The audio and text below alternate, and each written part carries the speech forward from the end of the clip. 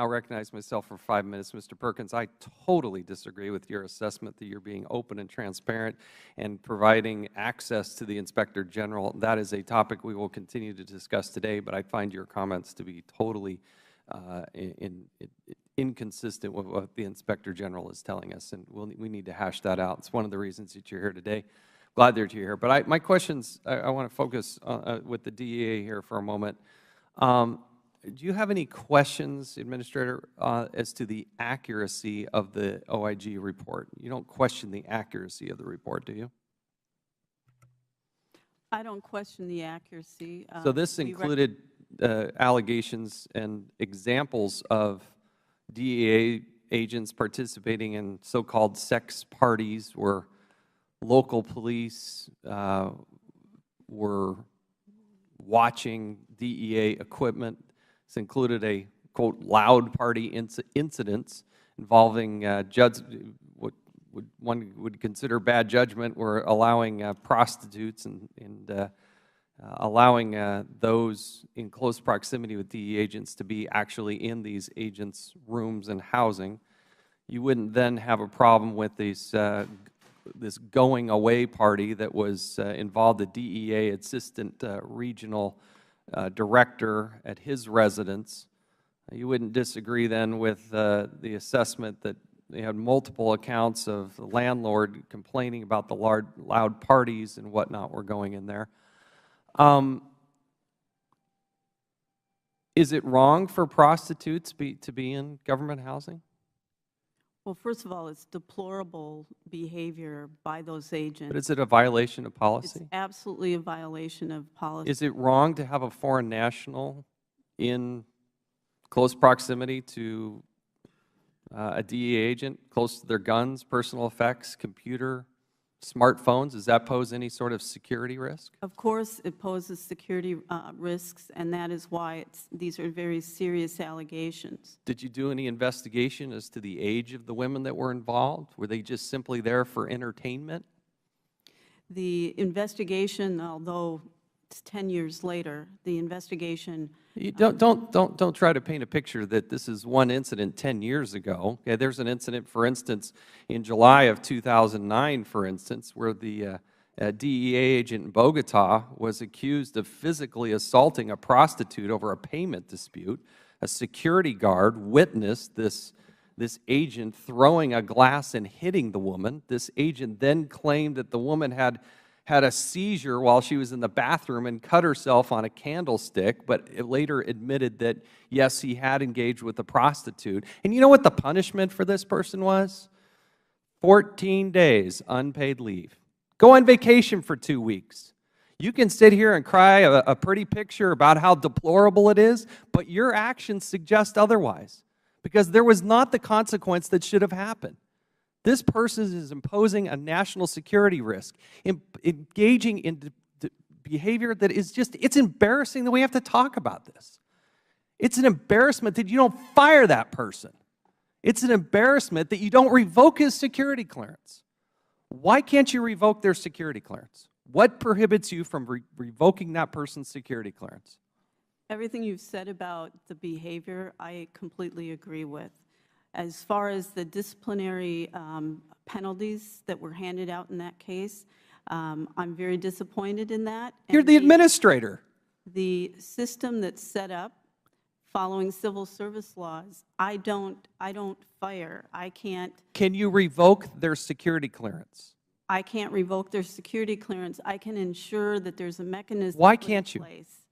Like I did after the Cartagena incident, make sure that there's a mechanism in place for those security, for a security review, which resulted in those 3 agents having their security clearances revoked, and they were fired. And here's the problem. Here's the concern I have.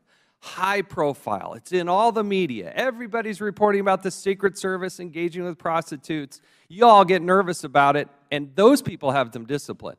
But when it's quiet, and nobody hears about it, and it comes across your desk and your senior staff, can you show me another example where people were engaging in prostitution and in creating these national security problems where you revoke their security clearances? That's what I want to see. Because in this case, that's not what happened. That wasn't too long ago.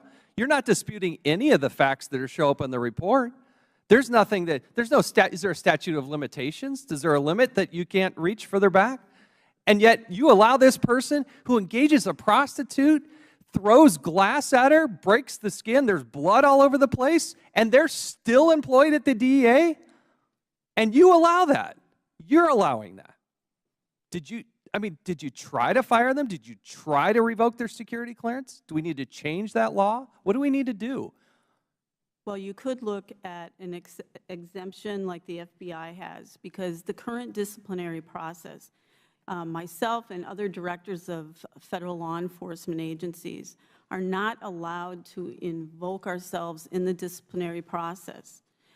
If we were exempted, or if there was other legislation passed that would allow that, that would allow our directors of federal law enforcement to take that action. The same thing that with a result like Cartagena, where they have done these deplorable activities, that it is investigated, and that a decision is made by the agency without appeal rights to the MSPB. Okay, so my concern is high profile, you take action. When it's not so high profile and there's a woman involved, you don't take action. And that's a concern, but I hear what you're saying. Last question, because I've exceeded my time.